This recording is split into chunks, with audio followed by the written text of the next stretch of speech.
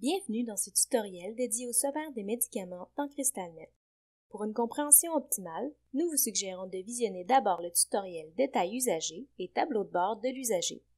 Dans ce tutoriel, vous apprendrez à consulter les rapports pharmacologiques CIFAC dans CrystalNet, consulter les tableaux des résultats GESFAR dans CrystalNet et utiliser les filtres disponibles, modifier la configuration de colonne de votre établissement et celle de l'intervenant en session, consultez le journal du sommaire des médicaments.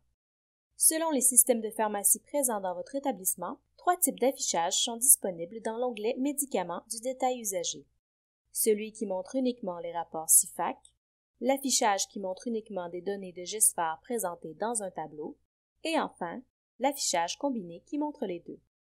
Si seul le système de pharmacie CIFAC est configuré dans votre établissement, vous verrez le champ de sélection d'un site, la liste des rapports CIFAC disponibles et le bouton pour accéder au journal du sommaire des médicaments. Si seul le système de pharmacie GESFAR est configuré dans votre établissement, vous verrez les éléments suivants. Le champ de sélection d'un site, le bouton pour accéder au journal du sommaire des médicaments, les différents filtres et le tableau sommaire des médicaments GESFAR.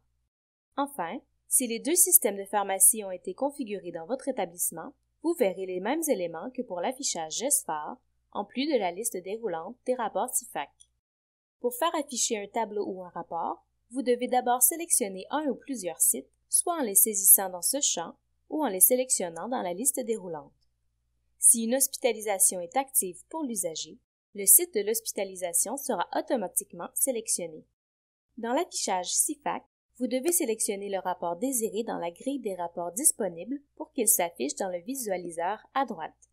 Pour visualiser un rapport pharmacologique CIFAC avec l'affichage combiné, vous devez sélectionner le rapport désiré dans la liste déroulante. Le rapport en format PDF s'affiche alors à droite de l'écran. Dans cette fenêtre, vous verrez le titre du rapport, le rapport lui-même, ainsi que différents boutons qui vous permettent d'ajuster l'affichage du rapport selon vos besoins. Pour fermer le rapport, cliquez sur le X dans le coin supérieur droit. Regardons maintenant de plus près les différents filtres de recherche d'un tableau GESFAR. Lorsque cette case est cochée, seuls les médicaments de l'hospitalisation courante s'affichent. Cette case est cochée par défaut. Ici, il est possible de faire afficher tous les médicaments ou seulement les médicaments qui ont un statut actif. Le filtre Statut actif est sélectionné par défaut. Notez qu'il est possible de configurer les statuts considérés comme actifs pour votre établissement.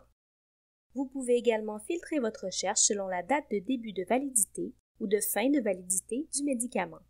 La barre de recherche vous permet de chercher un médicament par n'importe quel élément présent dans les colonnes, sauf la date de début et de fin de validité. Pour voir tous les médicaments inscrits au tableau selon les filtres en vigueur, vous n'avez qu'à utiliser la barre de défilement. Avec l'affichage GESFAR, il est possible de choisir les colonnes à afficher, l'ordre dans lequel elles sont affichées, le tri par défaut appliqué lors de l'accès au sommaire des médicaments. Pour connaître toutes les colonnes disponibles pour le sommaire des médicaments, vous pouvez consulter la base de connaissances de CrystalNet. Pour accéder à la fenêtre de configuration de colonnes, cliquez sur l'icône suivante située dans le coin supérieur droit du tableau. L'utilisateur détenant les droits requis peut choisir entre la configuration de colonne de l'établissement et celle de l'intervenant. Sinon, la fenêtre Configuration des colonnes de l'intervenant s'affiche automatiquement. Les deux fenêtres de configuration fonctionnent de la même manière. La configuration des colonnes du sommaire des médicaments ressemble beaucoup à la configuration des colonnes dans les listes d'usagers, à quelques détails près. Pour en savoir plus sur le fonctionnement de cette fenêtre, nous vous invitons à regarder le tutoriel à ce sujet. Notez que la date de début de validité, la date de fin de validité et le nom générique du médicament sont obligatoires. L'enregistrement est impossible si l'une de ces informations n'est pas incluse dans les colonnes affichées. Après avoir sélectionné vos colonnes, vous devez choisir la colonne sur laquelle le tri par défaut sera effectué et l'ordre de tri. Cliquez ensuite sur « Enregistrer et appliquer » pour sauvegarder vos modifications. Pour revenir à la configuration initiale, vous pouvez à tout moment cliquer sur le bouton « Revenir à la configuration initiale ».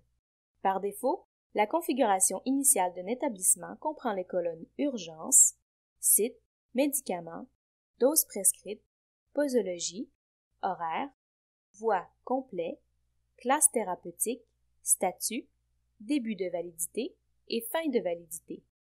La configuration initiale d'un intervenant correspond à la configuration définie par son établissement. Sachez que pour chaque sommaire des médicaments, CrystalNet conserve un historique des consultations effectuées par les utilisateurs. Cet historique se nomme le journal du sommaire des médicaments. Pour ouvrir le journal du sommaire des médicaments, cliquez sur l'icône suivante à droite de l'écran. Dans cette fenêtre, vous verrez les intervenants ayant consulté le sommaire des médicaments pour cet usager, la date de la dernière consultation, le site du système d'information de pharmacie d'où provient la donnée, ainsi que le détail des éléments consultés. Ceci conclut le tutoriel portant sur le sommaire des médicaments dans CrystalNet.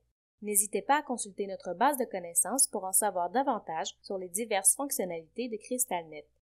Nous vous invitons également à visionner nos autres tutoriels, disponibles à la fois sur notre chaîne YouTube, sur notre site Web et sur notre base de connaissances.